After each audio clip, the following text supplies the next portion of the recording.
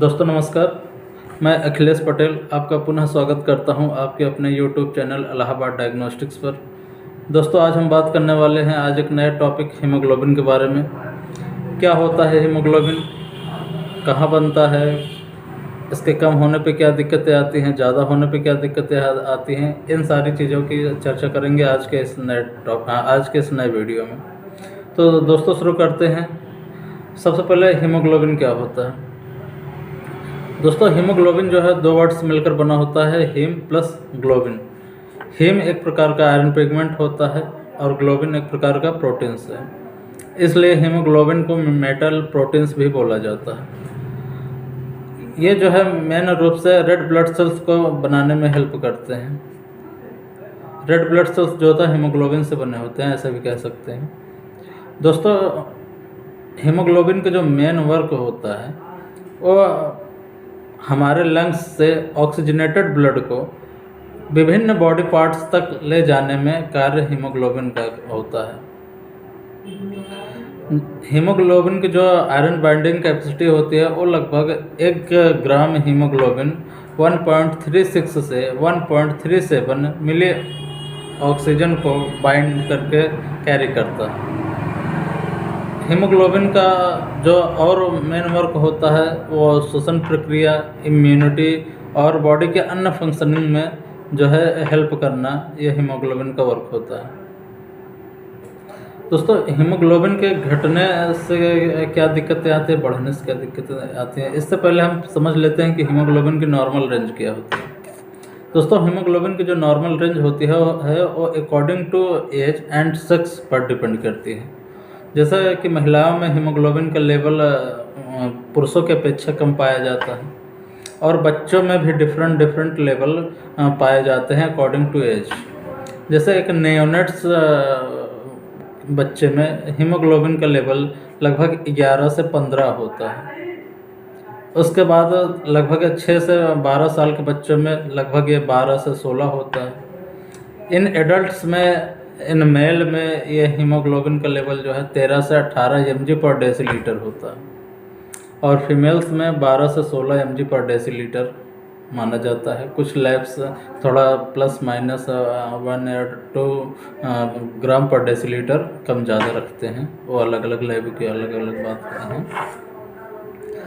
तो अगर हीमोग्लोबिन का लेवल हम बात करते हैं एक एडल्ट में, जिसमें पुरुष में हीमोग्लोबिन का लेवल जो है 13 से 18 होता है।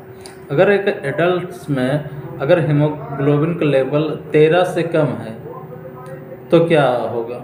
दोस्तों अगर हीमोग्लोबिन का लेवल अगर 13 से कम है यानी एक नॉर्मल लिमिट से कम है तो इस कंडीशन को एनीमिया बोलते हैं।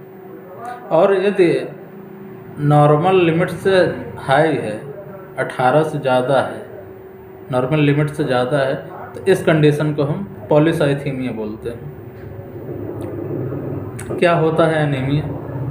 दोस्तों एनीमिया मतलब हीमोग्लोबिन की कमी। लेकिन किसी पेशेंट को एनीमिया है उसको हम पहचानेंगे कैसे कि पेशेंट को क्या एनीमिया है, ऐसा कैसे हम डिसाइड करेंगे।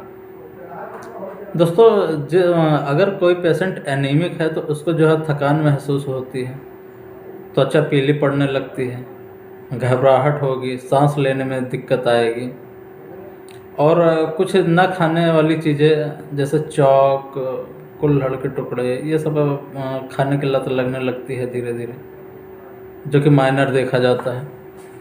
और जीभ पर उभार जैसे महसूस करना, अंदर की हार्ट बीट सुनाई देना, टिटने हीमोग्लोबिन की कमी यानी एनीमिक पेशेंट में टिटनेस होने की संभावनाएं ज़्यादा बढ़ जाती हैं। दोस्तों ये लक्षण होते हैं एक एनीमिक पेशेंट के। और एक एनीमिक पेशेंट यानी हीमोग्लोबिन की कमी को मेंटेन कैसे कर सकते हैं। दोस्तों हीमोग्लोबिन की कमी को मेंटेन करने का जो सबसे बेटर सोर्स होता है वो ग्रीन सोर्स होता है, हरी साग सब्जियां, फल फ्रूट्स इत्यादि। जैसे हम बात करते हैं सबसे पहले पालक की।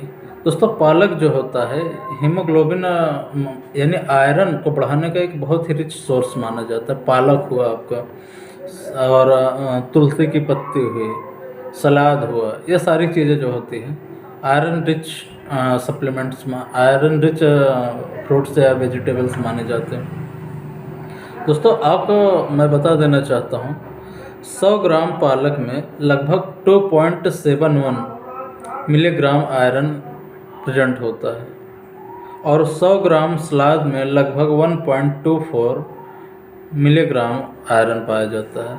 और सबसे ज़्यादा आपको जानकर हैरानी होगी कि सबसे ज़्यादा तुलसी के पत्ते में आयरन की मात्रा पाई जाती है। लगभग 100 ग्राम तुलसी की पत्ती में 3.71 मिलीग्राम आयरन पाया जाता है। दोस्तों और आयरन को बढ़ाने के और भी सोर्सेस होते हैं, जैसा सप्लीमेंट्स वगैरह लेते हैं लोग, तो आयरन सप्लीमेंट वगैरह ये आप बिना डॉक्टर के सलाह के मत लें। अगर नेचुरली मेंटेन कर सकते हैं तो सही है, अगर बहुत ज़्यादा क्रिटिकल कंडीशन है तो डॉक्टर के सलाह से ही आयरन सप्लीमेंट लें, अदरवाइज यह नुकसानदेह भी हो सकता है। दोस्तों बात करते हैं पॉलीसाइथीमिया की। पॉलीसाइथीमिया क्या होता है? दोस्तों पॉलीसाइथीमिया होता है जब हीमोग्लोबिन का लेवल नॉर्मल लिमिट से अप हो जाता है, बढ़ जाता है। इस कंडीशन को हम पॉलीसाइथीमिया कहते हैं। दोस्तों पॉलीसाइथीमिया वेरा एक दीर्घकालिक रोग है, यानी लंबे टाइम तक चलने वाला रोग है और इसका इलाज जो है संभव नहीं है। क्या होता है पॉलीसाइथीमिया में? पॉलीसाइथीमिया में फ्रेंड्स जो हमारे रेड ब्लड सेल्स कोशिकाएँ जो होती हैं वो काफ़ी ज़्यादा बढ़ जाती हैं, उनका फॉर्मेशन जो है बहुत ज़्यादा बढ़ जाता है। और जब इसका रेड ब्लड सेल का फॉर्मेशन बढ़ने के कारण जो है ब्लड जो है काफ़ी गाढ़ा हो जाता है, जिससे स्ट्रोक्स, हार्ट अटैक इन सब के चांसेस बढ़ जाते हैं पेशेंट में। और इसका जो ट्रीटमेंट अभी तक बहुत क्लियर नहीं है, ये एक लाइलाज बीमारी कही जा सकती है। बस इसका जो मेन ट्रीटमेंट का जो लक्ष्य होता है रेड ब्लड सेल्स कोशिकाओं को कम करना ही होता है।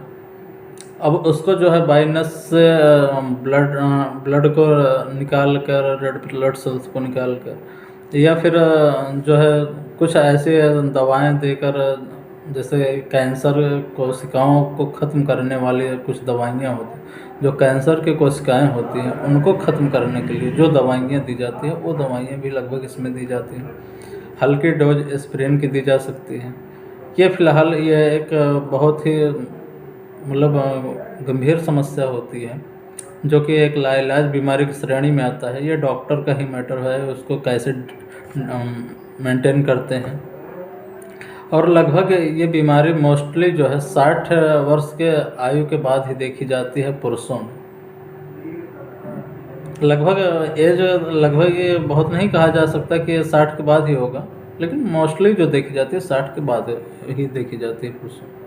और इसके जो लक्षण होते हैं फ्रेंड्स वो दिखाई नहीं देते, सिम्टम्स दिखाई नहीं देते, लेकिन कुछ पेशेंटों में जो लक्षण होते हैं जैसे खुजली होना, सिर दर्द, चक्कर आना, और आपको जो है थकान महसूस होना, जोड़ों में दर्द होना, सूजन होना, ये कुछ लक्षण होते हैं, सांस फूलना, ये सारे लक्षण देखे जा सकते हैं।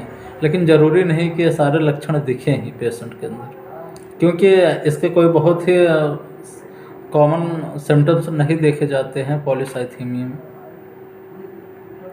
तो दोस्तों ये था आज का टॉपिक हीमोग्लोबिन के बारे में। आशा करता हूँ आपको आज का यह टॉपिक पसंद आया होगा। मिलते हैं आपके साथ एक नए वीडियो के साथ, तब तक के लिए नमस्कार।